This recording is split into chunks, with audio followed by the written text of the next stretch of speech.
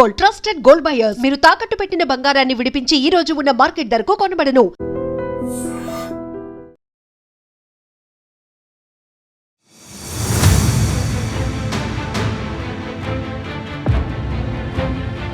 ఇప్పుడు దొంగలకి easy money ఏంటి అని అంటే బంగారాన్ని దొంగలించడం. ఈ మధ్యకాలంలో మొన్న కూడా ఖజానా జ్యువెలరీకి సంబంధించిన షాప్ని లూటీ చేసే ప్రయత్నం చేశారు. అది కూడా పట్టపగలే, ఆల్మోస్ట్ 10:30 అంటే షాప్ ఓపెన్ అయిందో కాలేదో దోపిడీకి ప్రయత్నం చేశారు. అది మర్చిపోకంటే ముందే మళ్ళా ఇంటి దొంగతనాలు అయితే రీసెంట్లీ చాలా పెద్ద ఎత్తున జరుగుతున్నాయి. సో ఇప్పుడు ఒక భయం ఏంటంటే బంగారం రేట్ ఎట్లయితే పెరుగుతున్నాయో దొంగతనాలు కూడా అట్లనే పెరుగుతున్న సిచ్యువేషన్ అయితే కనిపిస్తోంది. ఇప్పుడు ఘట్కేసర్లో అట్లాంటి ఇన్సిడెంటే జరిగింది. ఏకంగా అక్కడ జాతీయ రహదారి మీదనే ఉన్నటువంటి బాలాజీ జ్యువెలరీ షాప్లోనే దొంగతనానికి పాల్పడ్డారు. అది కూడా పట్టపగలే. నిన్న సాయంత్రం జరిగింది. యాక్చువల్లీ ఈ షాప్ యజమాని అట్లాగే వాళ్ళ కుమారుడు షాప్లో ఉన్నారు.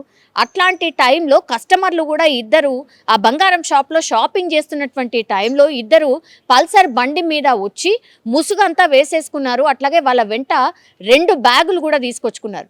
సో ఆ 2 బ్యాగులు వెంట తీసుకొచ్చుకున్నారు. అట్లాగే వాళ్ళ చేతిలో డమ్మీ గన్ని కూడా తీసుకొచ్చాడు. ఒక పర్సన్ ఏమో పూర్తిగా గొడ్డలి ఆకారంలో ఉన్నటువంటి ఒక ఆయుధాన్ని పట్టుకున్నారు. సో ఇద్దరి చేతిలో 2 ఆయుధాలు, తర్వాత 2 బ్యాగులు.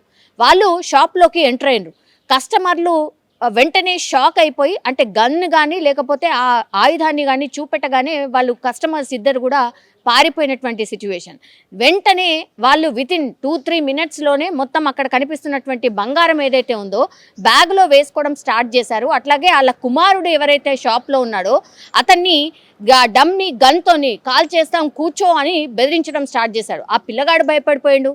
అట్లాగే ఈ షాప్ ఓనర్ ఎవరైతే ఉన్నాడో సందీప్ బంగారంని కాపాడుకునే ప్రయత్నం స్టార్ట్ చేశాడు.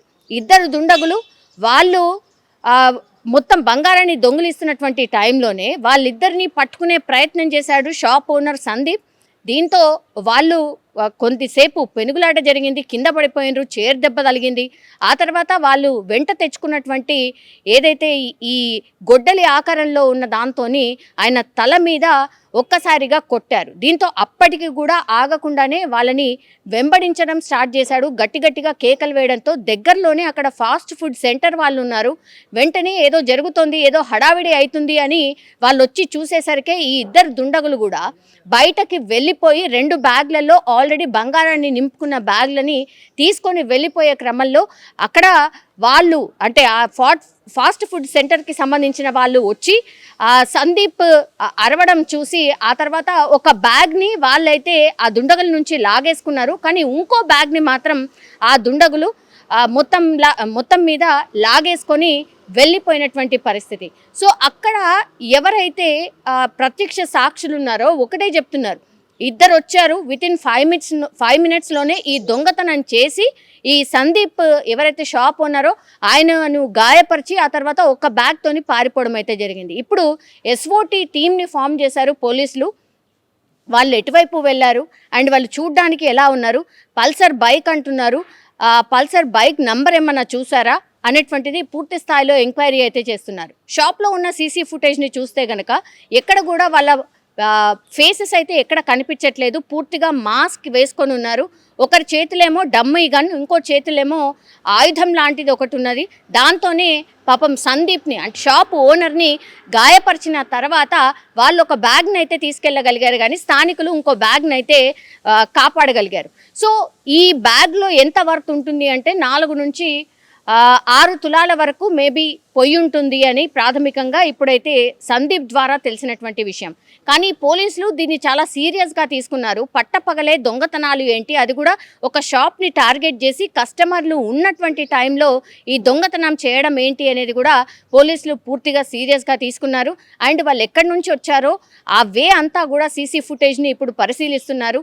ఎంత త్వరగా అయితే అంత త్వరగా దొంగల్ని పట్టుకుంటామన్న మాట అయితే చెప్తున్నారు. కానీ ఒక భయం అయితే స్టార్ట్ అయింది జనాల్లో. బంగారం రేట్ ఎట్లయితే పెరుగుతున్నాయో ఇట్లా దొంగతనాల రేటు కూడా చాలా పెద్ద ఎత్తున పెరిగిపోతుంది.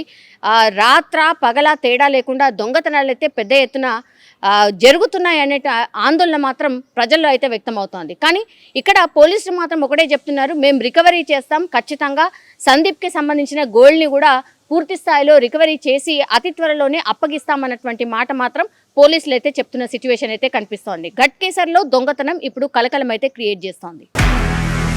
నిజంగా ప్రస్తుతం ఉన్నటువంటి సమాజం దేనికి ప్రయారిటీ ఇస్తుంది? ఆర్థిక సంబంధాల చుట్టూ మాత్రమే తిరుగుతోంది. మళ్ళీ ఎన్నికలంగానే చాలా విరక్తి కలుగుతాను. మంచి అనిపిస్తుంది కదా, లేడీస్ కూడా ఛాలెంజింగ్ జాబ్స్ చేసినప్పుడు చాలా బాగుంటది. ట్రాఫిక్ అసిస్టెంట్స్ గా నియమించిన ట్రాన్స్జెండర్స్ అందరితో సాల్యూట్ చేయించుకుంటున్నారు. ఫుడ్ డెలివరీ ఇవ్వటానికి వెళ్ళినటువంటి డెలివరీ బాయ్ అనిల్ పై కళ్ళ ముందు